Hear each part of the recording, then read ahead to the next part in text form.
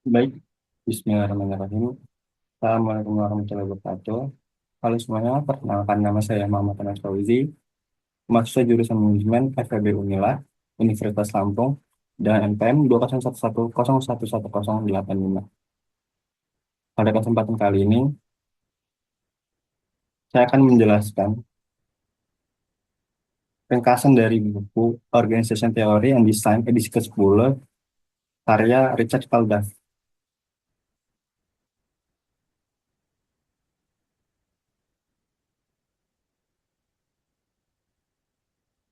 Pada kesempatan kali ini, saya akan menjelaskan ringkasan dari bab 5 yang berjudul Interorganizational Relationship. Isi utama dari bab ini adalah ekosistem organisasi dan kolaborasi antar organisasi, dependensi sumber daya dan jaringan kolaboratif, lalu perspektif ekologi populasi dan institusionalisme. Bab 5 ini membahas peran penting hubungan antar organisasi dalam menciptakan keunggulan kompetitif dan kelangsungan hidup di lingkungan yang semakin kompleks dan saling bergantung. Organisasi modern tidak lagi berdiri sendiri, melainkan beroperasi dalam jaringan hubungan yang saling menguntungkan dengan entitas lain. Hubungan ini dapat berupa aliansi strategis, konsorsium, jaringan kolaboratif, joint ventures, dan bahkan kemitraan informal berbasis kepercayaan. Konsep utama yang dibahas dalam bab ini adalah bahwa organisasi adalah bagian dari suatu ekosistem bisnis yang lebih besar. Untuk bertahan dan tumbuh, organisasi harus membentuk relasi strategis dengan pihak lain, berbagai sumber daya, serta beradaptasi terhadap tekanan dan peluang yang muncul dari lingkungan eksternal. Pendekatan ini berlawanan dengan pandangan lama yang melihat organisasi sebagai entitas yang sepenuhnya kompetitif dan independen.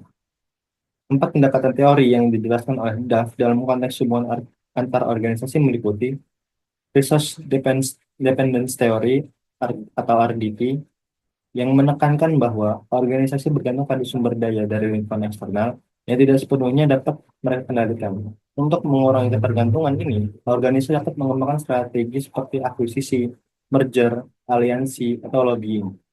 Yang kedua ada collaborative network, yaitu pendekatan untuk melihat hubungan antar organisasi sebagai bentuk kerjasama jangka panjang berdasarkan saling percaya dan pertukaran nilai. Organisasi dalam jaringan ini berbagi informasi, teknologi, dan pasar untuk menciptakan nilai tambah. Yang ketiga ada population ecology. Teori ini mengadopsi pendekatan evolusioner terhadap organisasi. Hanya organisasi yang memiliki fit terbaik dengan lingkungan yang akan bertahan. Proses seleksi alam ini mendorong diferensiasi dan inovasi. Yang keempat ada institutional teori. Teori ini menjelaskan bahwa organisasi tidak hanya dapat didorong oleh efisiensi, tetapi juga oleh tekanan sosial dan budaya yang menyesuaikan diri dengan norma dan praktik yang dianggap sah atau legitimasi. Dalam prakteknya, hubungan antar organisasi dapat mempercepat inovasi, mengurangi risiko, dan memperluas akses ke pasar baru. Sebagai contoh, dalam industri otomotif, perusahaan seperti Toyota membangun jaringan pemasok yang sangat erat dan berorientasi jangka panjang untuk menjaga kualitas dan efisiensi produksi. Bab ini juga menggarisbawahi pentingnya embedded seberapa seberapa dalam organisasi tertanam dalam jaringan sosial dan ekonomi tertentu. Embeddedness mempengaruhi perilaku, kepercayaan, dan ekspektasi dalam kolaborasi. Contoh kasus seperti Star Alliance di industri penerbangan atau kolaborasi antara Apple dan Foxconn dalam produksi perangkat iPhone memperlihatkan bagaimana hubungan antar organisasi memainkan peran krusial dalam membangun rantai nilai global. Namun, hubungan ini juga membawa tantangan seperti konflik tujuan, ketidakseimbangan kekuasaan, dan risiko ketergantungan yang berlebih. Oleh karena itu, organisasi perlu memiliki kemampuan manajemen jaringan yang mencakup negosiasi, komunikasi lintas budaya, dan pengelolaan dinamika kekuasaan. Dalam konteks teknologi tinggi, hubungan antar organisasi bahkan lebih penting. Ekosistem inovasi seperti Silicon Valley atau Shenzhen menunjukkan bahwa kolaborasi antar firma, universitas, dan lembaga pemerintah mendorong pertumbuhan dan transformasi industri.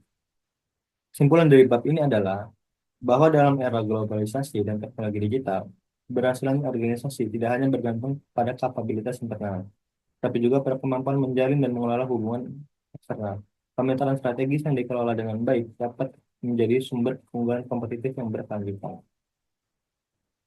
Baik, terima kasih karena telah menonton dan menyimak. ringkas materi yang telah saya sampaikan.